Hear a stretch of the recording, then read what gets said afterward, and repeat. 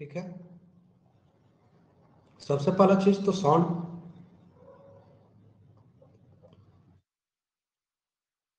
Sound क्या है? ध्वनि। ध्वनि क्या है? तो ध्वनि जो है ऊर्जा का एक रूप है।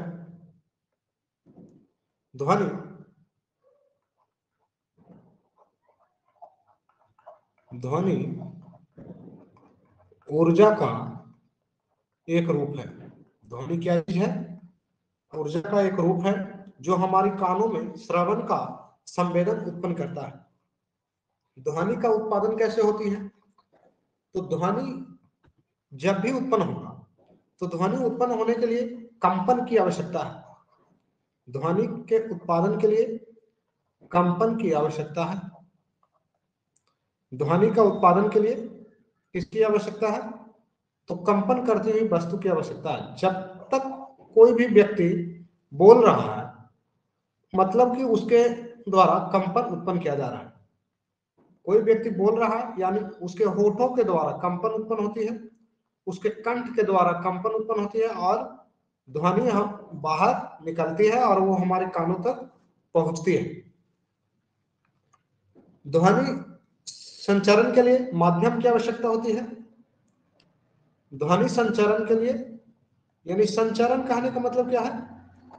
संचरण कहने का मतलब है उसको जाने के लिए पथ, रास्ता। ध्वनि को चलना। संचरण कहने का मतलब हो गया ध्वनि का चलना। तो ध्वनि को चलने के लिए माध्यम की आवश्यकता होती है। माध्यम कहने का मतलब क्या होगा? तो माध्यम कहने का मतलब है रास्ता की आवश्यकता होती है। बिना रास्ते की ध्वनि गमन नहीं कर सकता। ध्वनि एक यांत्रिक तरंग है। ध्वनि जो है किस प्रकार का तरंग है? तो ध्वनि यांत्रिक तरंग है। ध्वनि एक यांत्रिक तरंग है। इसके संचरण के लिए द्रव्यात्मक माध्यम की आवश्यकता होती है और यह निर्वात से होकर के ध्वनि निर्वात से होकर के नहीं गुजरती है। ध्वनि निर्वात से नहीं गुजरती है। ठीक है।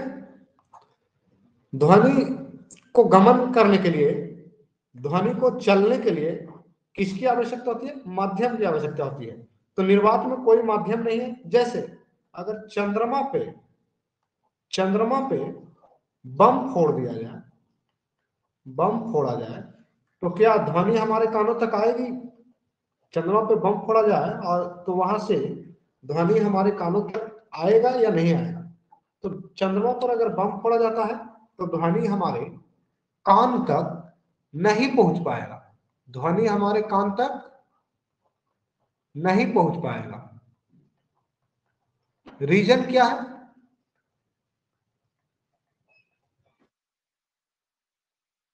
रीजन इसका यह है कि चंद्रमा पर निर्वात होती है यानी किसी प्रकार का कोई माध्यम नहीं होता है। इस कारण से ध्वनि को गमन करने के लिए कोई रास्ता या ध्वनि को एक जगह से दूसरे जगह ले जाने के लिए, जैसे कोई भी व्यक्ति अगर गया से पटना जा रहा हो, गया से पटना जा रहा है तो इसको जाने के लिए रेल सेवा, बस सेवा या हवाई जहाज की सेवा चाहिए। हवाई जहाज चाहिए। तो उसी प्रकार से ध्वनि को चलने के लिए माध्यम चाहिए, कोई ना कोई सेवा चाहिए और वो सेवा निर्वात में नहीं होती है। निर्वात में नहीं होती है, इसलिए ध्वनि निर्वात में गमन नहीं करता है। ध्वनि जो है तरंगों के द्वारा ऊर्जा का एक स्थान से दूसरे स्थान तक स्थानांतरण होता है। ध्वनि में क्या होता है? तो तरंगों के द्वारा ऐसे ऐसे जो तरंग चलती है, इन तरंगों के माध्यम से ध्वनि का एक स्थान से दूसरे स्थान तक स्थानांतरण होता है। यांत्रिक तरंग तो वो तरंग जो किसी पदार्थिक माध्यम में संचरित होती है। यांत्रिक तरंग किसे कहते हैं? यांत्रिक तरंग तो यांत्रिक तरंग वो तरंग जिन्हें गमन करने के लिए माध्यम की आवश्यकता होती है। गमन करने के लिए माध्यम की आवश्यकता होती हो।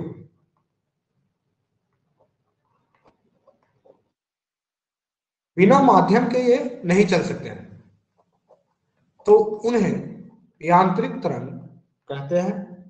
यांत्रिक तरंग दो प्रकार के होते हैं। यांत्रिक तरंग कितने प्रकार के होते हैं? दो प्रकार के। पहला अनुप्रस्थ तरंग, दूसरा अनुदैर्घ्य तरंग। दूसरा अनुदैर्घ्य तरंग।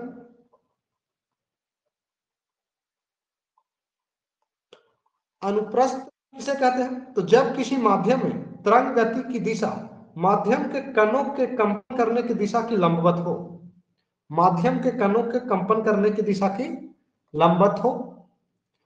कहने का क्या मतलब है कि किसी माध्यम में तरंग गति की दिशा, तरंग की गति अगर इस साइड है तो माध्यम के कण के कंपन करने की लंबवत है। ये सीधे अगर माध्यम के कण जा रहे हैं तो तरंग का गति ऊपर या नीचे की ओर होगा, तो इसे अनुप्रस्थ तरंग कहेंगे। जैसे प्रकाश, अगर मान लिया जाए यहां पे अगर टॉर्च है, ये टॉर्च है, और इस टॉर्च के द्वारा अगर किसी प्रकार का लाइट निकल रही है तो ये सीधे जाती है और माध्यम के कण इधर उधर फैलते रहते हैं। तो आपने देखा होगा कि अगर इसके बीच में कोई पुस्तक रख दिया जाए तो क्या होगा?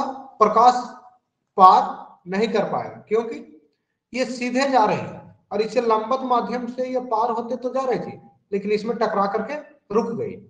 लेकिन अनुदैर्घ्य तरंग को क्या चाहिए? कोई ना कोई माध्यम चाहिए, बीच में पुस्तक चाहिए।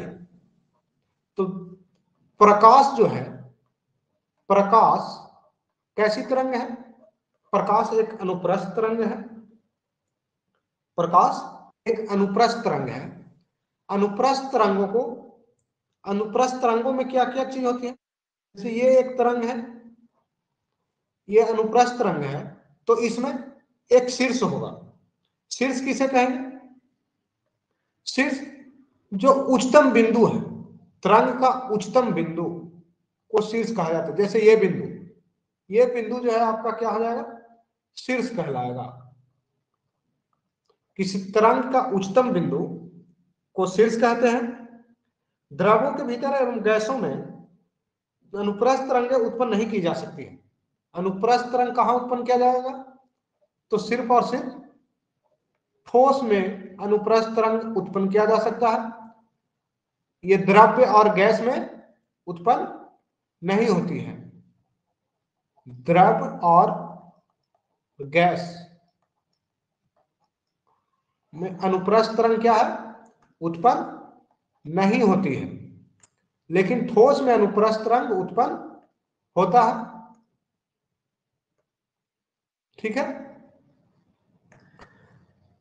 तरंगों में, अनुप्रस्थ तरंग में देखा जाए दो तरंगों के बीच या तरंगों का उच्चतम बिंदु, तरंग का उच्चतम बिंदु को शीर्ष कहते हैं और तरंग का न्यूनतम बिंदु को क्या कहा जाएगा? ये न्यूनतम बिंदु है तो इसे गर्त कहा जाता है।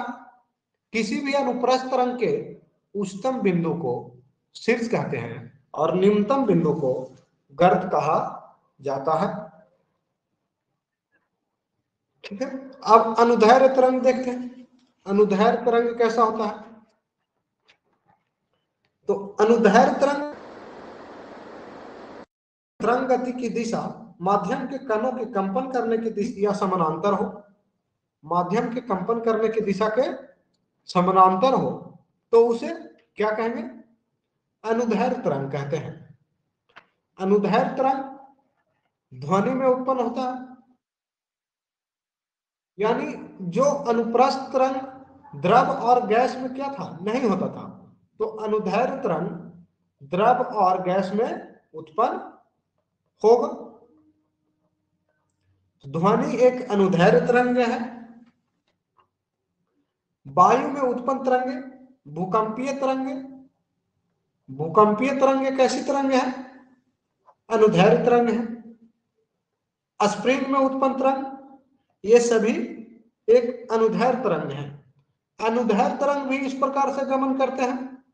तो अनुदैर्घ्य तरंगों के बीच जो दो स्थान होते हैं या इनके शीर्ष हैं, तो अनुदैर्घ्य तरंगों के शीर्ष को क्या कहा जाएगा? अनुदैर्घ्य तरंगों के शीर्ष को संपीड़न कहते हैं और गर्त को, जो निचला बिंदु है अनुदैर्घ्य तरंग के सबसे निचले बिंदु को विरलन कहा जाता है।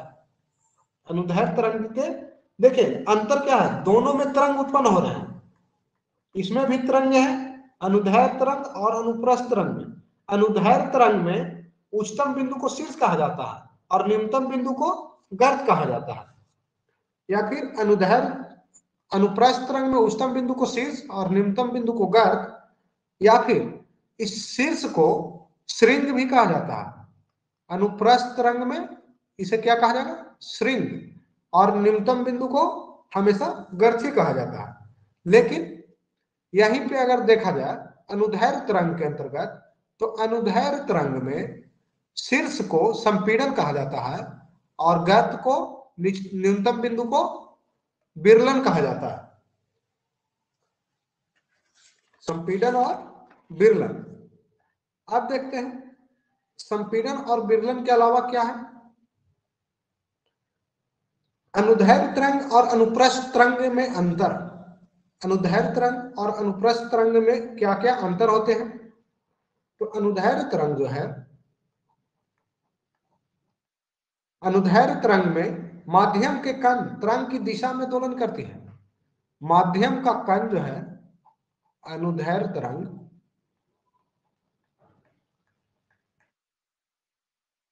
माध्यम के कण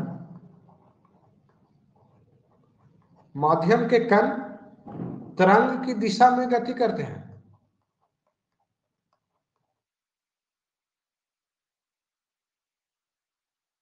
दूसरी चीज है अनुप्रस्थ तरंग।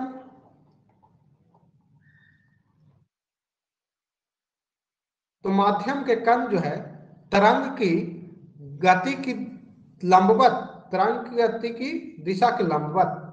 माध्यम का कण कैसा होगा? माध्यम के कण तरंग गति की दिशा के लंबवत गति करेगा।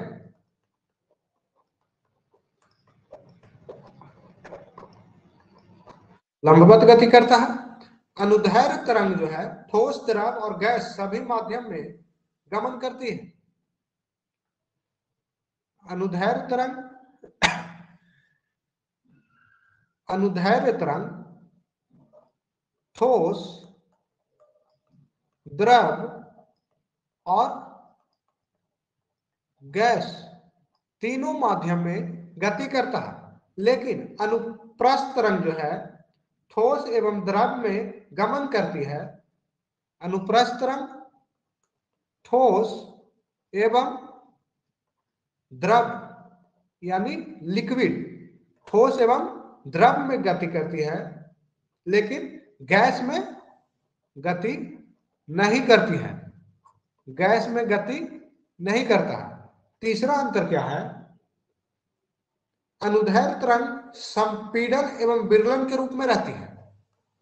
अनुदैर्घ्य तरंग में क्या होता है? संपीड़न एवं विरलन होता है, लेकिन अनुप्रस्थ तरंग में श्रृंग एवं गर्त होते हैं। श्रृंग एवं गर्त होती है।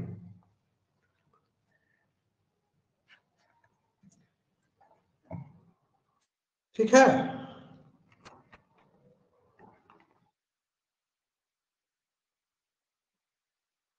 दूसरा खासियत क्या है? यांत्रिक तरंग हम लोगों ने अभी तक पढ़ा। तरंग जो है दो प्रकार के होते हैं, यांत्रिक तरंग और दूसरा अयांत्रिक तरंग।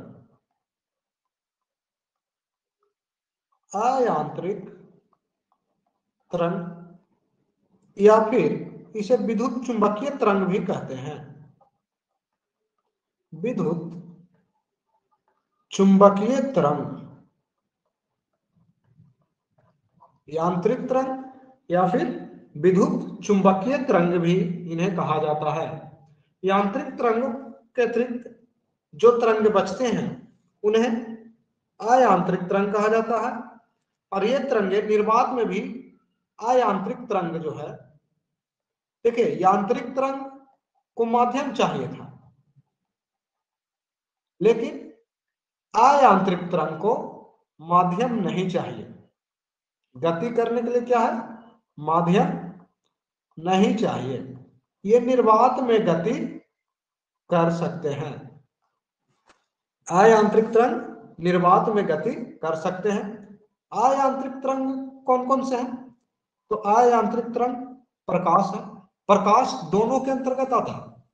अनुप्रस्थ तरंग भी है, प्रकाश अनुप्रस्थ तरंग है, ध्वनि अनुदैर्घ्य तरंग है। इसे याद रखने के लिए देखिए, अनुप्रस्थ में प्र आ रहा है तो प्रकाश हो गया, अनुदैर्घ्य में ध्वनि ध आ रहा है यानी ध्वनि अनुदैर्घ्य हो गया। तो अयांत्रिक तरंग जो है, प्रकाश जो है यांत्रिक तरंग और अयांत्रिक तरंग दोनों के अंतर्गत आता है। दूसरा रेडियो तरंग। रेडियो तरंग का खोज किसने किया था? जी मार्कोनी। रेडियो तरंग का खोज जी मार्कोनी ने किया था। उसके बाद एक्स तरंग, ये सभी जो है अयांत्रिक तरंग है। इन्हें चलने के लिए किसकी आवश्यकता न होगी? माध्यम की आवश्यकता नहीं होती है। गामा किरण, हम लोग कुछ तरंग जो अयांत्रिक तरंग है उनके नाम देख लेते हैं। अयांत्रिक तरंग, पहला गामा तरंग या गामा रे,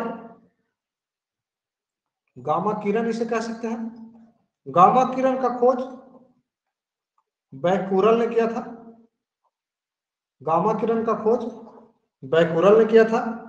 दूसरा एक्सरे, एक्सरे का खोज रॉन्टजन ने किया था। तीसरा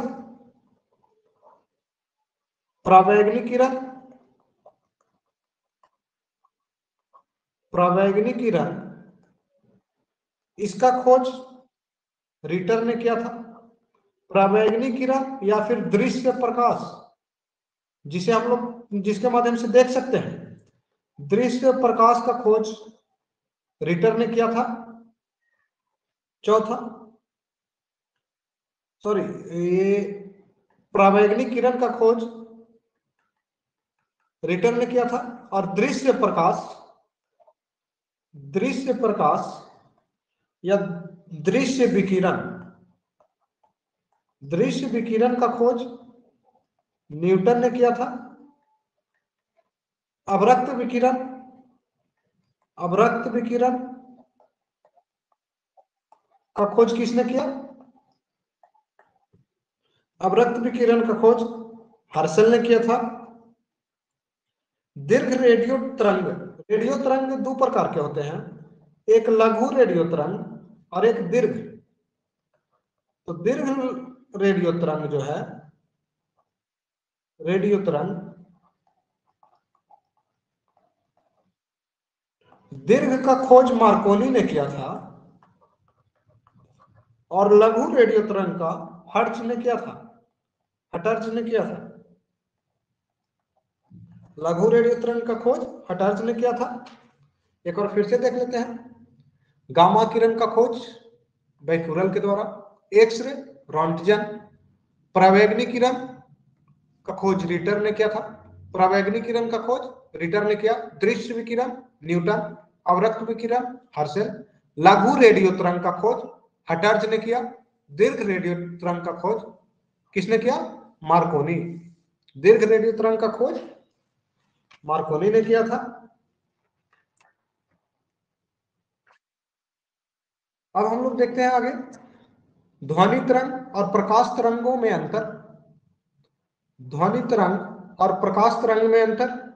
तो ध्वनि तरंग यांत्रिक तरंग है, ध्वनि और प्रकाश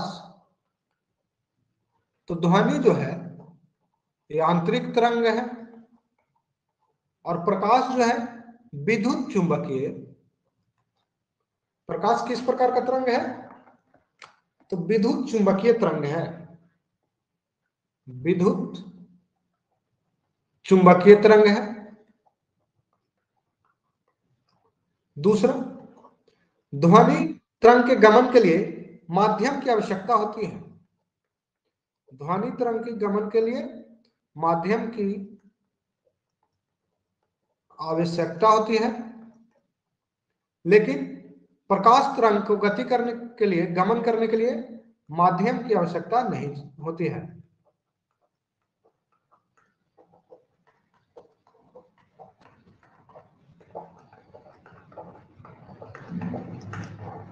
तीसरा, ध्वनि तरंग निर्वात से होकर नहीं गुजरती है, लेकिन प्रकाश तरंग निर्वात से होकर गुजरती है।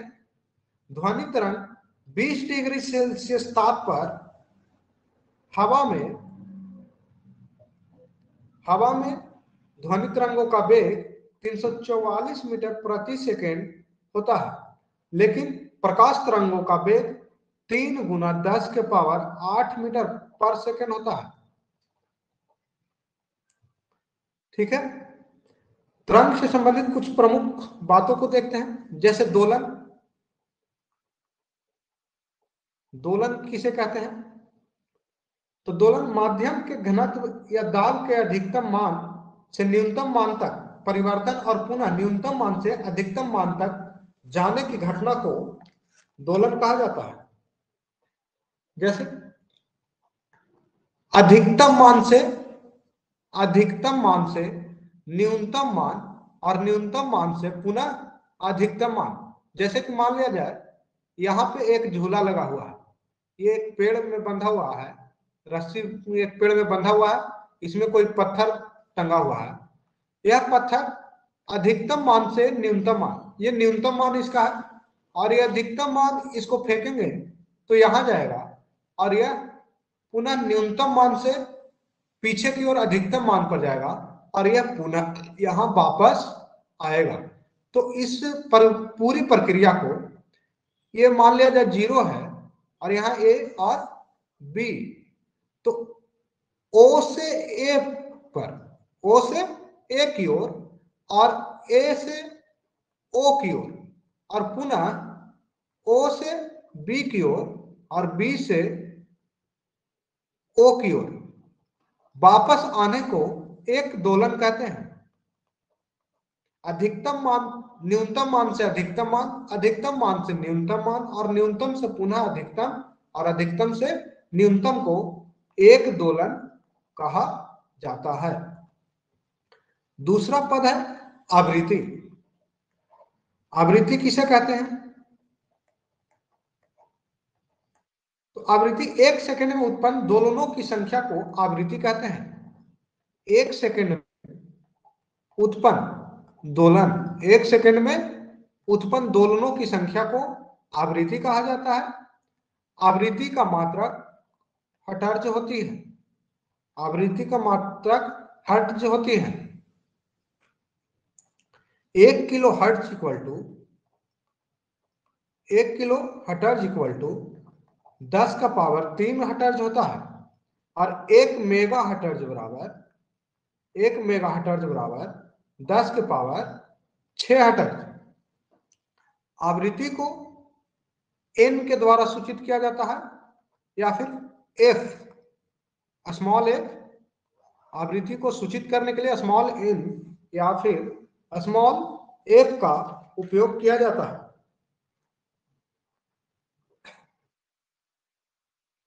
दूसरा है आवर्तकाल। तीसरा क्वालिटी क्या हो जाएगा? आवर्तकाल।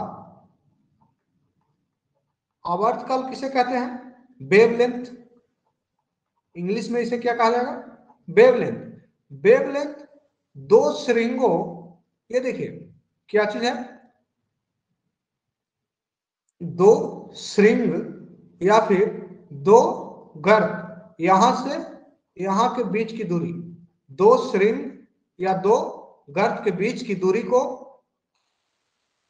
जाता है। एक दोलन पूरा करने में लगे समय को आवर्तकाल कहते हैं, या फिर एक दोलन पूरा करने में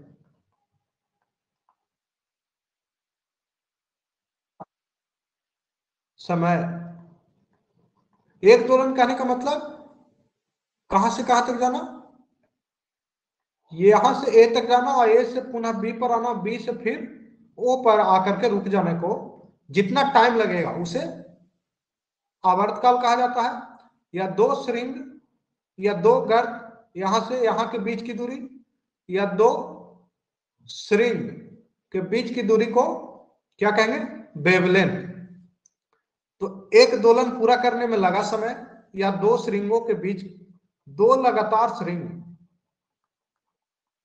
दो लगातार श्रृंग या गर्त के बीच की दूरी को क्या कहा जाएगा,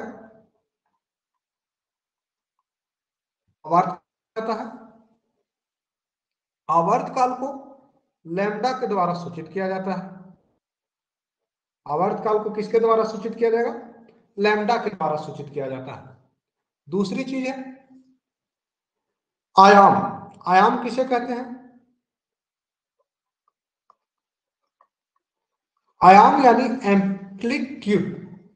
मध्य स्थिति से माध्यम में कंपित कणों के महत्तम विस्थापन को आयाम कहते हैं। मध्य स्थिति यह है, मध्य स्थिति से महत्तम विस्थापन, यानी मान लिया जाए ये मध्य स्थिति है पत्थर का, तो यहां मध्य स्थिति से महत्तम विस्थापन यहां तक जाएगा, तो मध्य स्थिति से महत्तम विस्थापन ये है, तो इस स्थिति को क्या कहा जाएगा, महत्तम विस्थापन को आयाम कहा जाता है। मध्य स्थिति विस्थापन, मध्य स्थिति से महत्तम विस्थापन कहने का मतलब, मान लिया जाए एक पत्थर इस रस्सी से बंधा हुआ है, तो ये अधिकतम कहां तक जाएगा, यहां तक जाएगा, तो ये महत्तम विस्थापन होगी, यहां से यहां तक की जाना। मध्य स्थिति यह है, इसका बीच वाला भाग, मध्य स्थिति से अधिकतम विस्थापन को आयाम कहते हैं।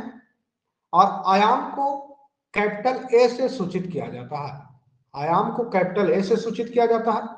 आयाम का मात्रक मीटर होता है, आयाम का मात्रक मीटर है और सूचित किया जाएगा कैपिटल ए से। आवर्तकाल का मात्रक, आवर्तकाल को लैम्डा से सूचित किया जाता है और आवर्तकाल का मात्रक भी मीटर होता है। ठीक है, आगे हम लोग देखते हैं आवृत्ति एवं आवर्तकाल में संबंध क्या है। तो आवृत्ति एवं आवर्तकाल में संबंध,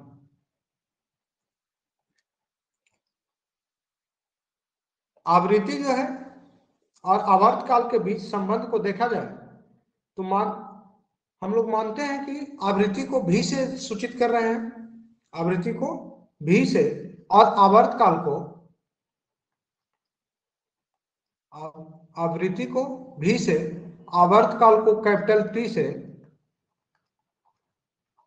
तो आवृत्ति और आवर्तकाल के बीच जो संबंध होगा वो भी दोलन उत्पन्न होने में लगा समय 1 सेकेंड, तो 1 सेकेंड जो है वो 1 सेकेंड पर एक दोलन, भी दोलन मान लिया जाए, आवृत्ति जो है भी है, तो भी को पूरा करने में कितना लग रहा है, 1 सेकेंड, तो एक दोलन पूरा करने में 1/v का समय लगता है। उसी तरह से t इक्वल टू 1/v, अगर कुछ ना समझ में आए तो इसे आवृत्ति और आवर्तकाल में संबंध देखा जाए तो t इक्वल टू 1/v होता है।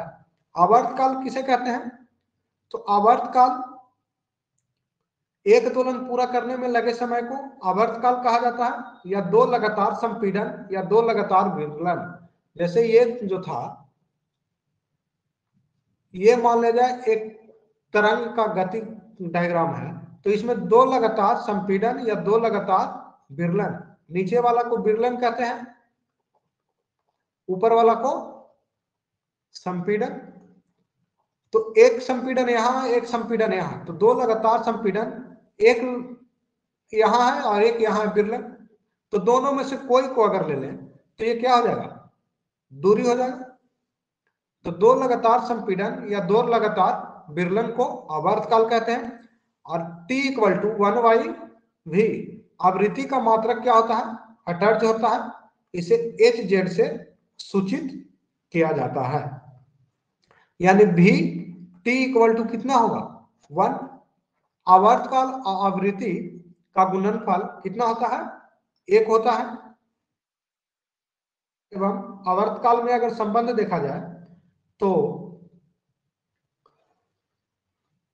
लैम्डा से किसे सूचित किया जाता है, आवर्तकाल को। तो आवर्तकाल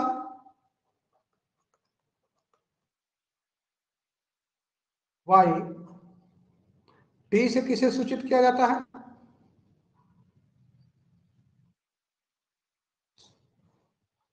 आवर्तकाल y तरंग वेग, तरंगदैर्घ्य तथा आवर्तकाल में अगर संबंध देखा जाए तो v equal to lambda by T इसका संबंध होता है। ये हम लोगों ने अभी तक जो देखा, ये हम लोगों ने तरंग के बारे में देखा। अब हम लोग ध्वनि के बारे में देखेंगे। ध्वनि, ध्वनि क्या है, तो ध्वनि अनुदैर्घ्य तरंग होती है। ध्वनि जो है वो एक निश्चित आवृत्ति के बीच रहेगी तो ही हम लोग सुन सकते हैं। हम लोग सभी प्रकार के ध्वनि को नहीं सुन नहीं सकते हैं। तो श्रव्य ध्वनि को के द्वारा सुना जाता है, जो कि श्रव्य ध्वनि का प्रवास जो है 20 हर्ट्ज से Hz से लेकर के 20,000 हर्ट्ज तक की आवृत्ति को कहा जाता है श्रव्य ध्वनि। 20 हर्ट्ज से लेकर के 20,000 हर्ट्ज तक के बीच के ध्वनि को श्रव्य ध्वनि कहा जाता है।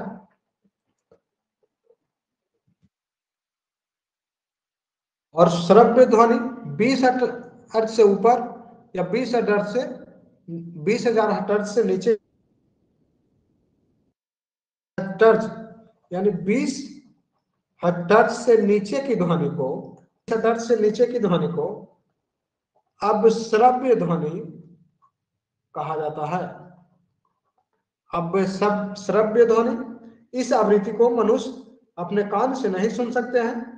इस प्रकार की तरंगों को बहुत बड़े आकार के स्रोत से उत्पन्न किया जा सकता है। अब श्रव्य ध्वनि को उत्पन्न करने के लिए बहुत बड़े आकार की स्रोत की आवश्यकता होती है। दूसरा, श्रव्य ध्वनि ऑडिएबल ध्वनि, sound which we can hear, जिस ध्वनि को हम लोग सुन सकते हैं वो फ्रीक्वेंसी कितना होगा, 20 हर्ट्ज से 20,000 हर्ट्ज के बीच। इनऑडिबल ध्वनि 20 हर्ट्ज से कम या 20,000 हर्ट्ज से अधिक की ध्वनि। 20,000 हर्ट्ज से अधिक की ध्वनि को क्या कहा जाएगा, पराश्रव्य ध्वनि। पराश्रव्य ध्वनि जो है, श्रव्य ध्वनि 20 हर्ट्ज से लेकर के 20,000 हर्ट्ज के बीच श्रव्य ध्वनि। 20,000 हर्ट्ज से अधिक की ध्वनि जो रहेगा वो प्रश्रव्य, इसे भी मनुष्य नहीं सुन सकता है। इसका उपयोग, पराश्रव्य ध्वनि का उपयोग जो है कहाँ करते हैं, तो पराश्रव्य ध्वनि का उपयोग मनुष्य के द्वारा नहीं, मनुष्य द्वारा संकेत भेजने में, जैसे वायरलेस देखेंगे आप लोग, वायरलेस जो पुलिस के द्वारा उपयोग किया जाता है या रेलवे के द्वारा उपयोग किया जाता है, तो ये वायरलेस में प्रश्रव्य ध्वनि का उपयोग किया जाता है। समुद्र की गहराई पता करने में, समुद्र की गहराई पता करने में, कीमती कपड़ों, वायुयान तथा गाड़ी के पुर्जों को साफ करने में प्रश्रव्य ध्वनि का उपयोग कहाँ किया जाता है, कीमती कपड़ों को साफ करने में,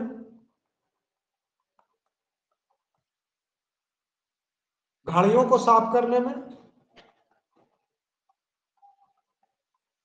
या फिर वायुयान को साफ करने में। कीमती कपड़ा, घड़ी, वायुयान आदि को साफ करने में प्रस्रव्य ध्वनि का उपयोग किया जाता है। कल कारखानों से चिमनियों से कालिख हटाने के लिए, चिमनी जो है, चिमनी से अगर कालिख हटाना है तो किसका उपयोग किया जाएगा? प्रस्रव्य ध्वनि का। दूध के अंदर के हानिकारक जीवाणु को मारने के लिए, हानिकारक जीवाणु को मारने के लिए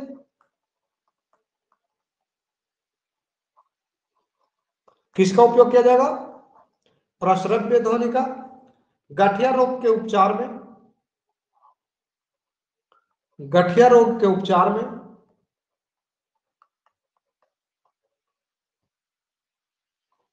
यानी चिकित्सीय उपयोग में भी प्रस्रव्य ध्वनि का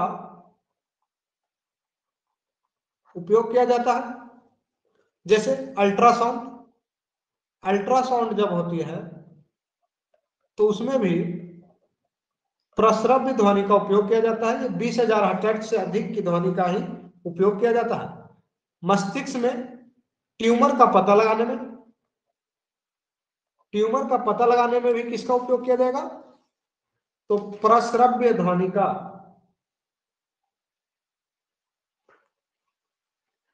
अब हम लोग ध्वनि के कुछ गुणों के बारे में जानते हैं। ध्वनि के गुण जैसे तारत्व, तारत्व किसे कहते हैं? तो तारत्व ध्वनि तरंग का वह अभिलक्षण है जो मानव कर्ण द्वारा प्राप्त आवृत्ति पर निर्भर करता है। अर्थात कहा जाए तो किसी उत्सर्जित ध्वनि की आवृत्ति मस्तिष्क किस प्रकार अनुभव करती है, तारत्व कहलाता है। जिस ध्वनि का तारत्व कम होता है उसकी आवृत्ति भी कम होगी, और जिसका तारत्व अधिक होगा उसकी आवृत्ति भी अधिक होगी। किसी महिला की ध्वनि का तारत्व पुरुष की ध्वनि के तारत्व से अधिक होता है। महिला का तारत्व क्या होगा? महिला का तारत्व अधिक होता है,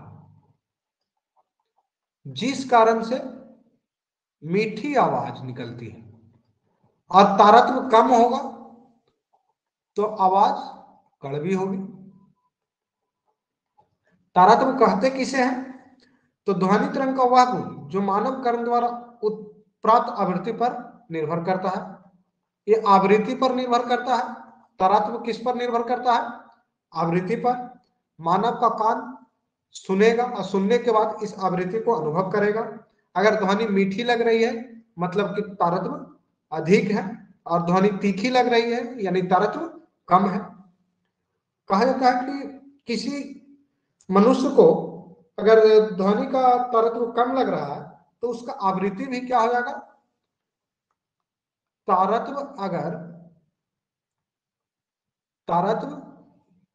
अगर कम है तो आवृत्ति भी क्या हो जाएगी? कम हो जाएगी। आवृत्ति कम हो जाएगी। और तारत्व अगर अधिक है तो क्या होगा? आवृत्ति भी अधिक हो जाएगी। तारत्व कम है तो आवृत्ति कम होगा, तारत्व अधिक है तो आवृत्ति भी अधिक होगा। दूसरा क्वालिटी है ध्वनि का प्रबलता, लाउडनेस जिसे कहते हैं इंग्लिश में। प्रबलता, ध्वनि की प्रबलता कंपित वस्तु का आयाम पर निर्भर करता है। जिस कंपित वस्तु का आयाम जितना ही अधिक होगा उसकी प्रबलता उतना ही अधिक होगा। अर्थात कहा जाए तो ध्वनि प्रबल होती है। ठीक इसी तरह वह कंपित वस्तु जिसका आयाम जितना ही कम होगा उसकी प्रबलता उतना ही कम होगी और ध्वनि मृदुल होगी। यहां भी प्रबलता भी सॉफ्ट ध्वनि और प्रबल ध्वनि, मृदु ध्वनि और प्रबल ध्वनि पर निर्भर करता है को बतलाता है। यानी जिस ध्वनि का प्रबलता कम होगा, प्रबलता कम होगा तो ध्वनि मृदु होगा यानी मीठा होगा। ध्वनि की प्रबलता कम होने के लिए उसका आयाम क्या होना चाहिए? आयाम कम होना चाहिए। आयाम कम होना चाहिए।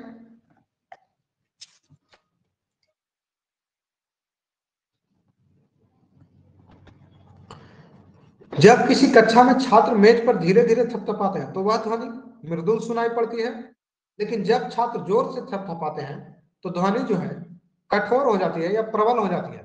मतलब कि अगर कहा जाए कोई आदमी बॉक्स बजा रहा है, बॉक्स बजा रहा है तो वो सुरीला ध्वनि, अगर बढ़िया ध्वनि है, बढ़िया गाना बज रहा है तो वो आपको मृदु लगेगा, मीठी लगेगी।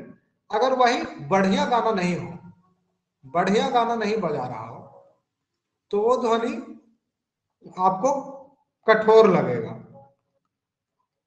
तो ये निर्भर किस पर करता है? प्रबलता पर, लाउडनेस पर। प्रबल ध्वनि किसी व्यक्ति के लिए मृदुल हो सकती है और मृदुल ध्वनि भी किसी के लिए कठोर हो सकती है। यानी जिसे जो गाना पसंद आ रहा है वो मृदु लगेगा और जिसे जो गाना खराब लग रहा है वो उसे कठोर लगेगा।